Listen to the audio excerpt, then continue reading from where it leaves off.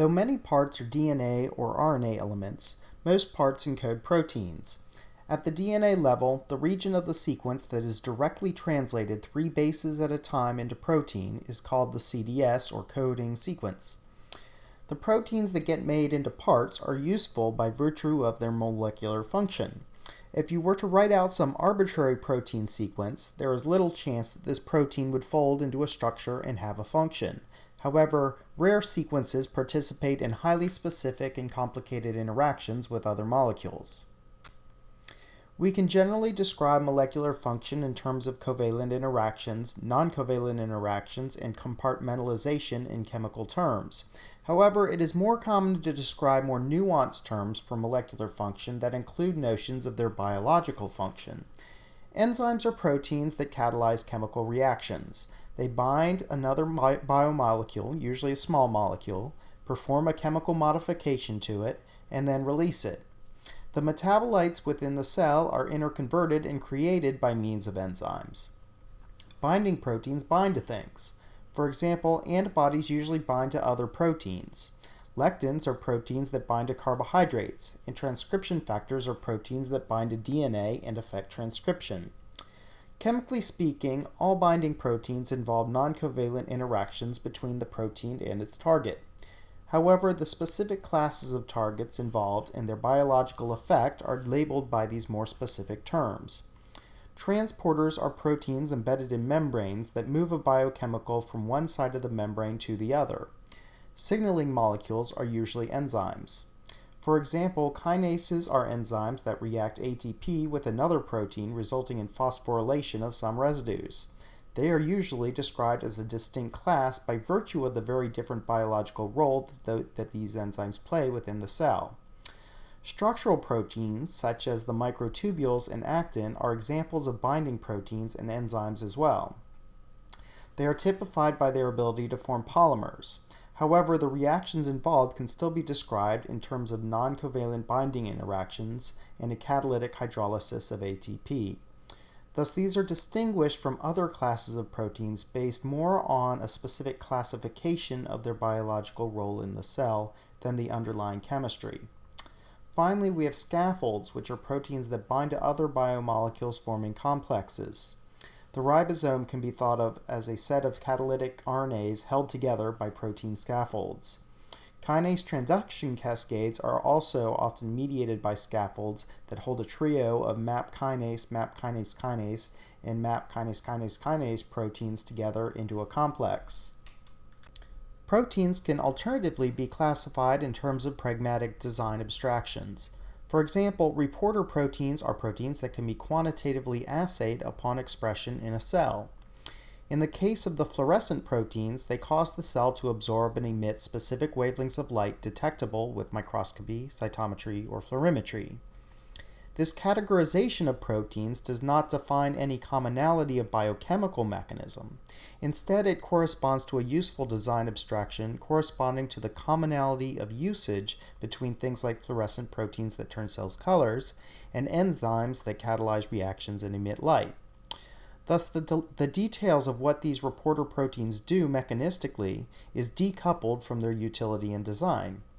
Our reporter gene doesn't even have to encode protein. For example, there are RNA elements that will specifically bind the dye malachite green and become fluorescent. So you can even use some RNAs as a reporter gene, and they play the same functional role as something like GFP for design. In this regard, several enzymes can also be considered as reporter proteins due to their utility in assays for monitoring processes within the cell. LAC-Z is one very common reporter protein. It encodes a beta-galactosidase which cleaves the monosaccharide galactose from various substrates. Several commercially available dyes are converted to chromophores or fluorophores in response to cleavage by the galactosidase. Another hydrolytic enzyme is beta-lactamase. Though this enzyme is more typically found in the context of antibiotic resistance to ampicillin, it also can be used as a reporter protein. There is a chemical called nitrocephin that becomes fluorescent upon reaction with beta-lactamase. Another popular reporter protein is alkaline phosphatase. In E. coli, it is encoded by the Pho-A gene, and it efficiently removes phosphates from molecules. One substrate is orthonitrophenyl phosphate. Hydrolysis of the phosphate results in orthonitrophenol, which is a yellow dye, which can be detected spectrophotometrically. Other chromogenic and fluorogenic substrates exist for alkaline phosphatase. One specific property of this enzyme is that it requires periplasmic localization or secretion to be functional. Thus, this enzyme is also a useful probe for the location of the protein in the cell. Another functional classification of genes are selectable markers. These are proteins that upon production confer a selectable phenotype to the encoding cell. Most commonly, these are antibiotic resistance proteins.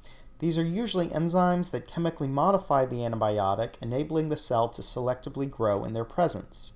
There are also proteins toxic to the cell that can be used in counter-selections. If a cell produces Barnase, it will degrade all its RNA and kill itself. CCDB similarly will kill the cell by inhibiting DNA gyrase. There are also conditionally lethal markers. CCDB, for example, is inhibited by co-expression of CCDA protein, which blocks its lethal action on the cell. UP is an E. coli gene that facilitates salvage of 5-fluorouracil, which is converted ultimately to an inhibitor of DNTP biosynthesis. Thus, a cell lacking UP is resistant to 5-fluorouracil, and cells containing this marker can be conditionally killed by growth on 5-FU. A similar process occurs in yeast with the URA2 gene and the related substrate 5-FOA.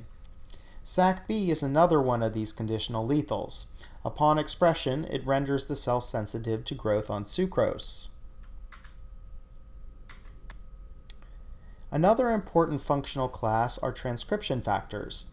These are proteins that bind to DNA and affect transcription. Though it is probably not strictly meaningful to distinguish global and local ones, it is clearly the case that some play more diverse roles in the cell than others. The global transcription factors, also called pleiotropic transcription factors, are proteins that bind to many, often hundreds or thousands, of different promoters in bacteria. Others, like LAC-I, only affect a few promoters related through their association with a similar process. In this case, it's lactose catabolism. The interactions between transcription, the promoter, and transcription factors can be simple. Some transcription factors are always activators, while others are always repressors. For example, TET repressor binds as a dimer to the DNA only when tetracycline is absent, and in response causes repression of its promoters. Other transcription factors have more complicated interactions with their promoters. Here is the PBAD promoter that controls expression of the arabinose catabolic genes. A dimer of the transcription factor ARA-C can bind to the DNA in two different configurations. In the off configuration, it binds to the I1 and O2 regions of the promoter, resulting in DNA looping and repression of transcription. Upon binding arabinose, ARA-C undergoes a conformational change and moves to binding I1 and I2 and becomes an activator of transcription.